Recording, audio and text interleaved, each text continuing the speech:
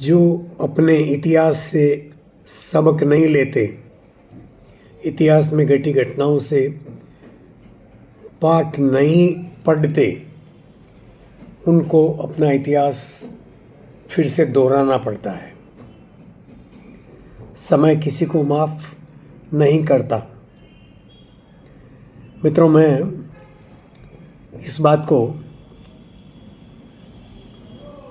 World war 2 के संदर्भ में और कहना चाहता हूँ, और विषय इसलिए आया है कि भारतीय हितों की सुरक्षा, भारत को अंतर्बाह्य शत्रुओं से मुक्त करने की चुनौती, वो आज बहुत स्पष्ट तौर पर मेरे सामने है।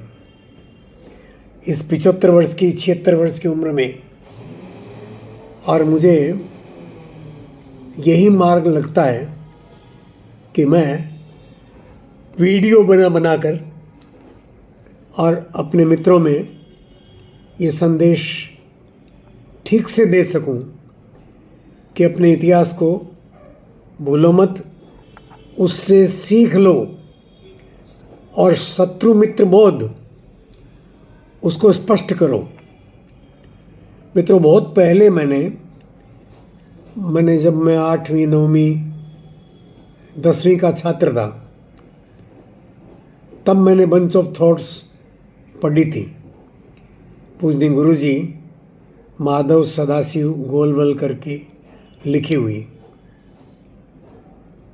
तो उसमें स्पष्ट था कि मुसलमान जो है वो कभी भी भारत के मित्र नहीं हो सकते।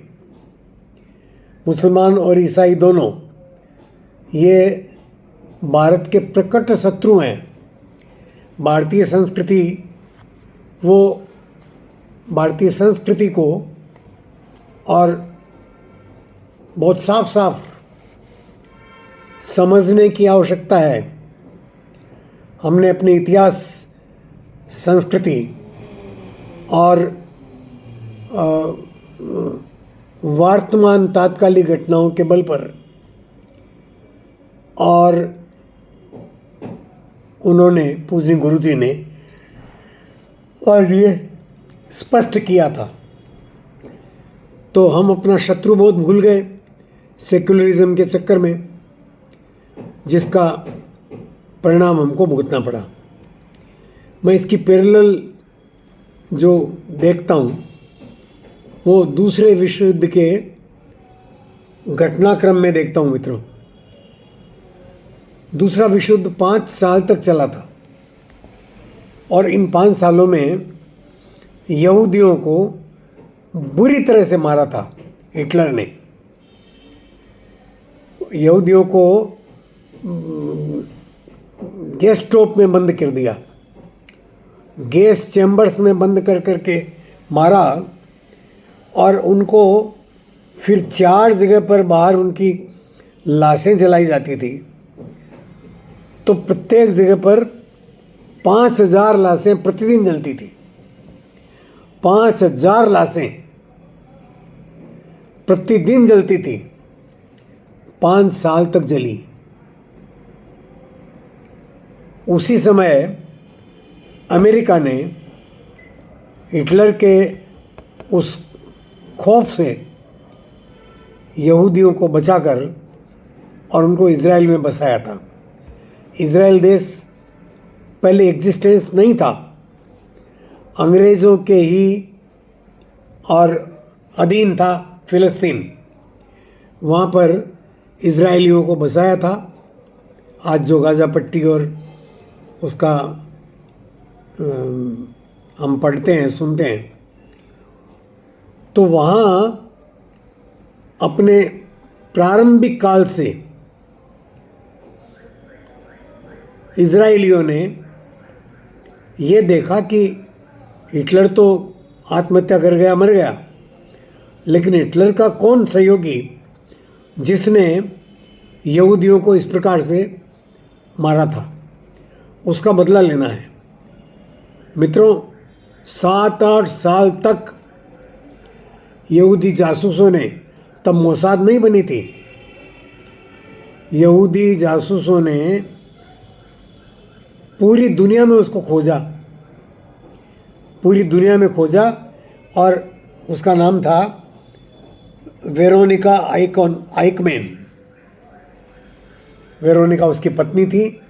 आइकमैन को, और देश देश में वो भटकता रहा, इटली गया, जापान गया, अमेरिका भी गया था, और जहाँ जहाँ गया उसको खोजे इजरायली लोग। मुश्किल ये कि उसका फ़ोटो भी नहीं, तब फ़ोटो इतने प्रचलित नहीं थे। और वहाँ से निकलने से पहले, जर्मनी से निकलने से पहले, आइकमैन ने अपने सारे फ़ोटो वगैरह जला दिए थे, परिवार से नाता तोड़ लिया था, स्त्री बच्चों को छोड़ दिया था। तब भी, और शत्रुबोध स्पष्ट होने के आधार पर, इजराइल का शत्रुबोध इतना स्पष्ट था कि उन्होंने 10 साल बाद भी देशों में घूम घूम कर उसको खोजा और मारा। जबकि उल्टा भारत में ये हो रहा है कि जिन मुगलों से हमने इतने कष्ट पाए, मित्रों बीच में कट गया था, ये जोड़ लूँगा मैं, उनके बहकावे पर, गांधी जी के बहकावे पर, और ईश्वर अल्लाह तेरे नाम सबको सन्मति दे भगवान, हिंदू मुस्लिम जोड़ने की कोशिश की। पहले तो मुसलमान को भारत की भूमि काट करके पाकिस्तान दिया गया, फिर यहाँ मुसलमानों को रख लिया गया यूपी बिहार में, और वो बढ़ करके आज हमारे सर पर नाच रहे हैं। तो शत्रुबोध स्पष्ट न होने के कारण जैसे हम इतना कष्ट आज भी सह रहे हैं। और मुझे ये समझ में नहीं आता कि मोदी जी का ये भाव, ये शत्रुबोध, ये स्पष्ट क्यों नहीं है। ये स्पष्ट होगा, अच्छा मोदी जी का हो कि ना हो यार, अगले तो योगी जी हैं। योगी जी का स्पष्ट है, मोदी जी के बाद दिल्ली की गद्दी पर योगी जी को ही बैठना है, हम बिठाएंगे। लेकिन ये तो आम समाज की बात है। समाज में भी अभी हमारे कितने लोग बैठे हैं जो मुसलमान को भाई भाई भाई भाई कह करके और गले से लगाते हैं। प्राकृत दुश्मन है मुसलमान। और जिन मुसलमानों ने, कलाम ने और हमीद ने भारत के लिए कुर्बानियाँ दी, भारत के लिए जिए मरे, उनको मुसलमान मानने को तैयार नहीं है कि वो मुसलमान है। इस बात को, इस समीकरण को, इस दुरभिसंधि को हम जितना जल्दी समझ जाएं मित्रों, उतना अच्छा है। और इजराइल हमारा अच्छा मित्र है, हम उससे सीखें और इस सीख के बल पर भारत की रक्षा में और जो करनी है करें।